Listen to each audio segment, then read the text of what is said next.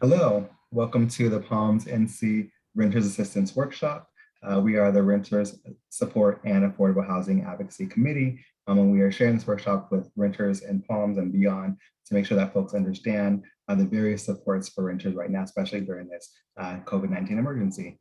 So I want to pass it over first to our first host, Alison, who's going to share some information with you all. Thank you. My name is Alison Regan. I'm happy to be with you tonight to talk a little bit about LA City's eviction moratorium. Just to give you a little bit of background on me, I'm currently the general counsel for the Santa Monica Rent Control Board, but I do live here in Palms, and I am a former neighborhood council board member. Former board president, and before I was working for the city of Santa Monica, I was working on rent control issues in the city of West Hollywood.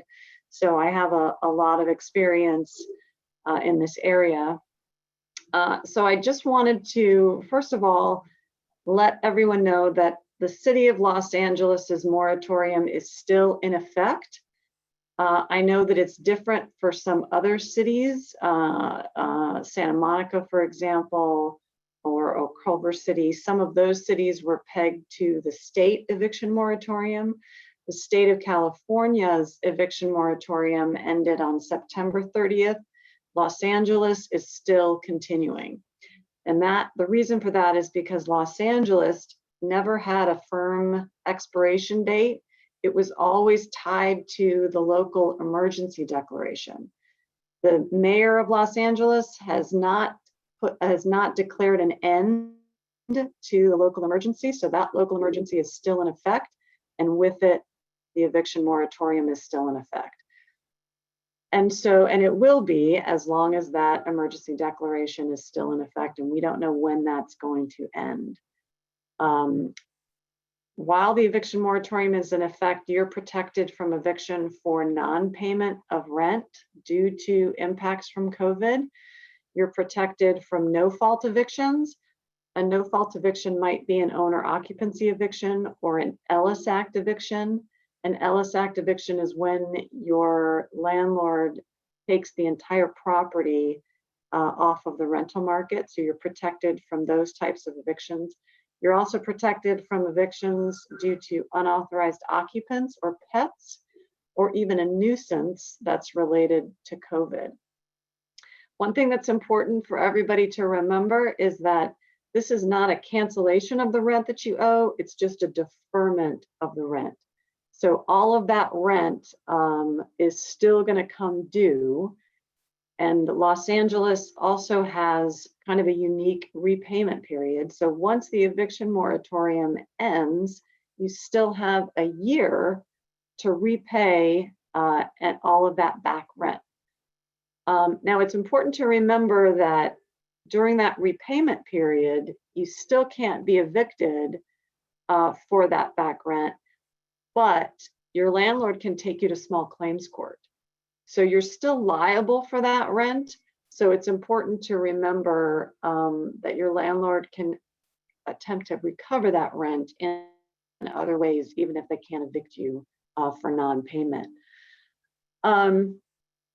So what should you be doing right now? If you're still having difficulty paying your rent because of impacts due to COVID, go ahead and let your landlord know. It's always a good idea to notify your landlord that you're unable to pay the rent, or even if you're unable to pay part of the rent, let them know it's because of COVID. You technically in Los Angeles don't have to provide them any documentation, but make sure you're keeping your own documentation in case you have to defend yourself in court or show that later on. And go ahead and pay what you can. Even if you can only pay part of your rent, go ahead and do that, because it also is less that you have to pay back later. You know, the easier you can make it on yourself, the less that you accumulate going forward, then you won't have this sort of giant payment waiting for you at the end of that repayment period. Go ahead and apply for rental assistance.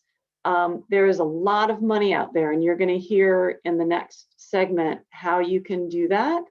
And they're trying to make it easier and easier for both tenants and landlords to get access to all of those rental assistance funds. The other thing I would suggest is that if you already have a bit of a contentious relationship with your landlord, and you're concerned that even though you're protected from eviction, that your landlord might try to serve you with a notice anyway, you know you're going to be out of town, and especially as we approach the holidays, if you have a friend or someone who can keep an eye on your door for any type of notices that are posted to your door, because the deadlines for these notices are really quick. Some of them might be a 3-day notice. Some of them might be, a 5-day notice. So make sure you have somebody, if you can, watching your door so you don't miss any type of a notice. Which brings me to, let's talk about eviction notices. So what is an eviction notice? It can be anything from a 3-day notice to pay rent, a 30-day notice of some type of violation of your lease, and beyond just the notice, it could be an actual summons for an unlawful detainer action. An unlawful detainer is just a fancy way of saying a court action for eviction. So all of these various notices have very tight deadlines. If you're actually served with an eviction court action, which is called an unlawful detainer, you only have 5 days to respond to that. Now, as we've just talked about, you have all kinds of defenses available to you. You're protected from eviction, but the court doesn't know that unless you tell them. So unless you actually respond to an effort by your landlord, even if it's an unlawful effort by your landlord, you could still find your rights being taken away. So if you don't use your rights, you're going to lose them. So make sure you do not ignore any type of notices that you get. And if you get this type of a notice, find legal assistance as soon as you possibly can. There's a website, stayhousedla.org, which has legal resources available to you. And you can also find legal assistance at housing.laCity.org/housing/landlord-tenant legal service resources. Gabrielle, I can't see right now what you're sharing, but if you can find, I think that web page that that you're sharing should have that website that I just mentioned. The other thing you should understand is that if your landlord serves you with an eviction notice, and they are not entitled to do that, you're protected from eviction, you can sue your landlord. So if you get an unlawful eviction notice from your landlord, you can serve a notice on them, letting them know that they are in violation of the eviction moratorium. And then they in turn have to rescind the notice or somehow fix that violation within 15 days, or they're liable to you. And you could get a civil penalty of up to $10,000 for your landlord's violation. So be aware of that as well, that there are a number of different ways that you can respond if your landlord tries to evict you anyway in spite of the moratorium. So I think that's all that I had. So I am going to see if there are any questions, and if there aren't, I will turn it over to Gabriella.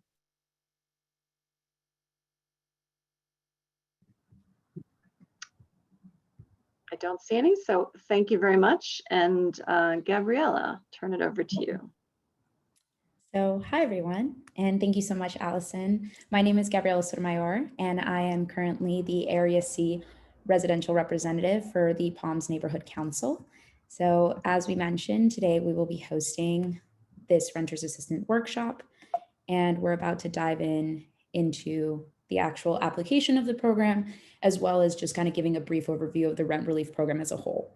So to start off, the program provides financial assistance for rent and utilities to income eligible California renters and their landlords who've been impacted by COVID-19. Both renters and landlords can apply for assistance. For purposes of tonight's presentation, we will be focusing on the tenant's application. That being said, if there are any questions after about the landlord's application, we would be happy to look into them. So you can apply for both back rent as well as upcoming payments. So for example, if you anticipate having some issues around November's rent payment, you can apply for that currently. Californians can get up to 18 months in back rent covered, and all Californians can apply regardless of their immigration status, and you will not be required to show proof of citizenship upon applying. Payments for utility bills will go directly to your utility provider, and you'll be notified when your utilities are paid. On the upside, if your landlord is participating in the program, payment for rent will go directly to your landlord. If they are not, then the payment will go directly to you. Assistance from the program does not count as earned income for renters and will not affect eligibility for any other state benefit assistance program. So if you are currently receiving Medi-Cal, WIC, CalFresh, it will not be affected. That being said, if you are currently receiving those methods of assistance, then you are already qualified for the rent relief program. Once an application has been processed, the landlord and tenant will both be notified of next steps. With that, we can jump right into the demo. So first, you're going to be entering housing.ca.gov into your web browser, and you'll select your preferred language for the application. As you can see here, the application is available in a multitude of languages. If you wish to see the actual web page in a different language, you can also select a different language via this dropdown here on the right-hand side of the screen. Once you have selected the language, you will then be taken to this page where you can select Apply Now. Please note that you also have the option to check the status of your submitted application or return to an application that you've already started but not yet completed on this page. You can do that by selecting either option down at the bottom of the screen. Once you select Apply Now, a second window will open in your web browser. You'll enter your address to determine the program for which you are eligible, state or local. As you can see on the map here, it'll be one or the other for California. As you start entering your address, a dropdown of various options will come up. You would select the address that you are applying for. An additional screen will open, and you'll select View under Link to Program and Application. This will take you to an eligibility quiz that will help determine whether you are eligible for the Renters Assistance Program or not. So as I mentioned earlier, we're going to be focusing on the tenant application. So in this screen, you would select Tenant. The next question is whether or not you are a member of one of the following tribes. So a variety will be listed. If you are a member of the tribal community, then you would select your tribe from the dropdown. Once you have selected them, it will either let you know, hey, you can continue with the application, or it may recommend reaching out to a separate program administrator in the event that your tribe has their own program. As you can see below, information will be provided depending on the tribe. In the event that you are not a member of the tribal community, you would then be taken to this screen where you will be asked to enter your property county and the number of household members to determine if your household income is below 80% of the area median income for your county. For purposes of the Palms community, we have gone ahead and selected the Los Angeles County, and just for demonstration purposes, entered one household member. However, I would like to note that in Los Angeles, the median household income translates to less than $66,250 for an individual or $94,600 for a family of 4. So depending on the number of household members that you select, you will get what the limit is. And if your annual income is below that, then you will be asked to apply. And they will note that you are eligible for the program. Once you have filled out the questionnaire, you'll be taken to the login portal. Here, you'll be asked for your preferred email address, first and last name, and a secure password in the space provided under register. Please note that by clicking the red cube here on the right-hand side, you can select your preferred language for the application. Once you have entered the application, the first screen that will come up will take you to this page here. It details the program, who qualifies, the application process, and suggestions on how to speed up your application. Excuse me.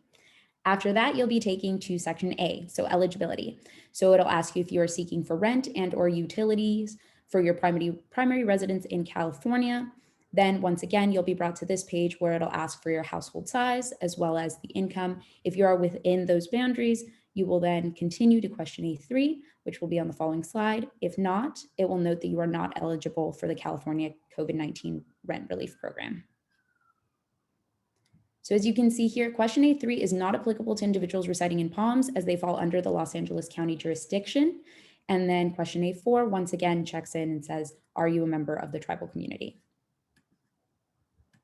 Next is section B of the application. Here you will be entering your personal information such as first name, last name, your home address, as well as the county that you reside in this case, Los Angeles County, and then the property type.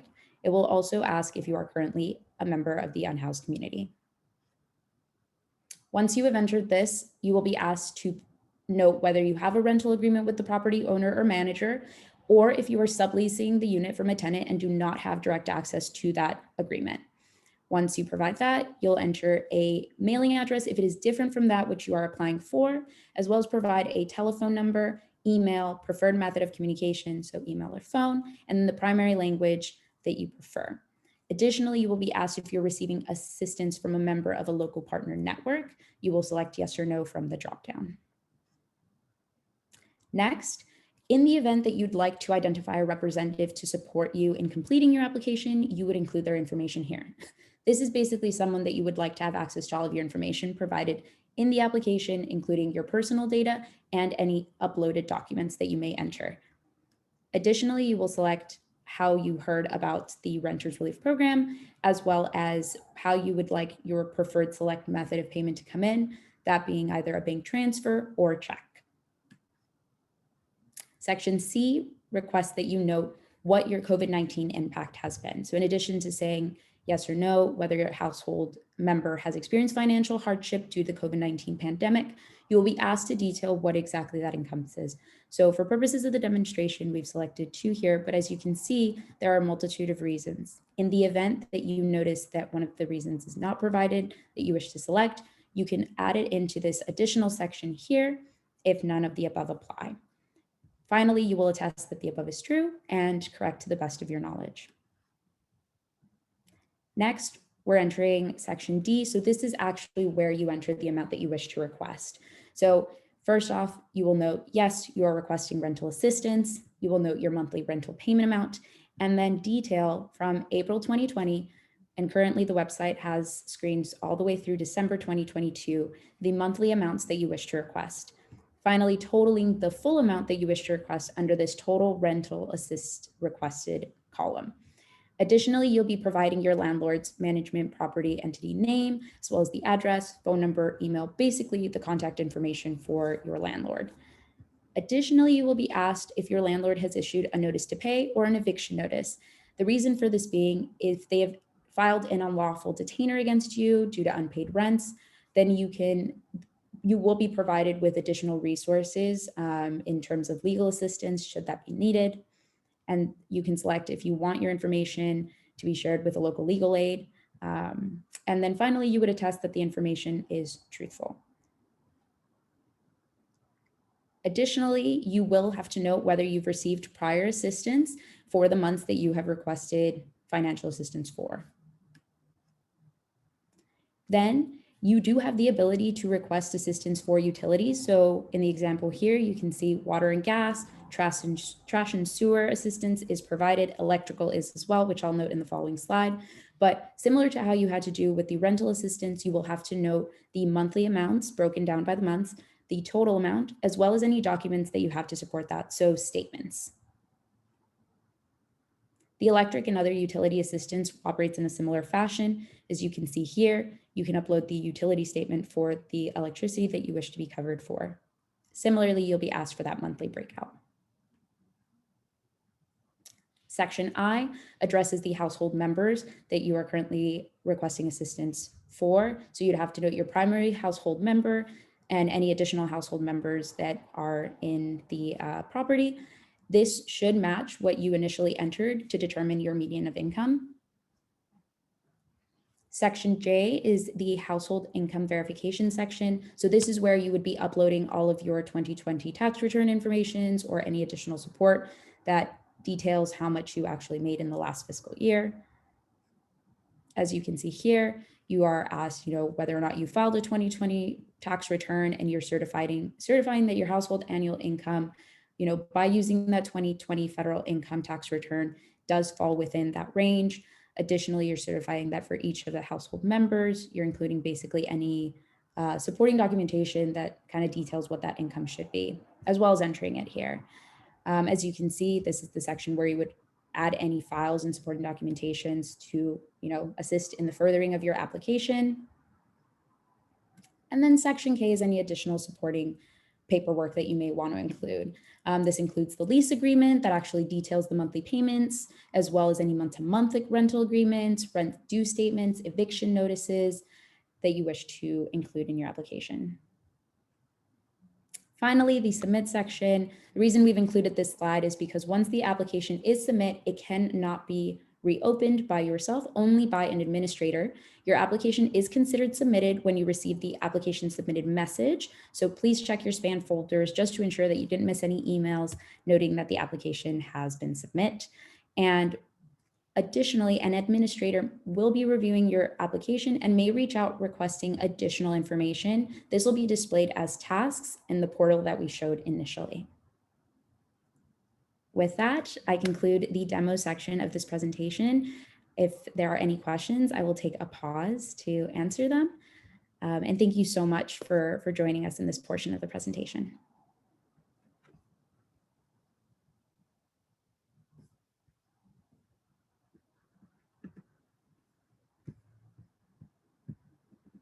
All right, I'm seeing no questions, so I think we are good. All right, and folks can always find information online if you have questions. Thank you, Allison and Gabriella, for the awesome information that you shared. And it looks like we have one question. Hi, just an update or just an important thought to add for folks, because we've been helping a whole lot of folks up till now to fill out that application. What's important is that they also keep checking their status. A lot of times there's something that's needed, and if you don't check your status, you won't know, and you'll get dropped off. So you might not get an email, but keep checking, because they might not have been able to see, as we have a lot of blurry documents. That's a big one, where they can't read it. And if they can't read the documents, it's a problem. So just a heads up, and maybe add that to the presentation. Thank you.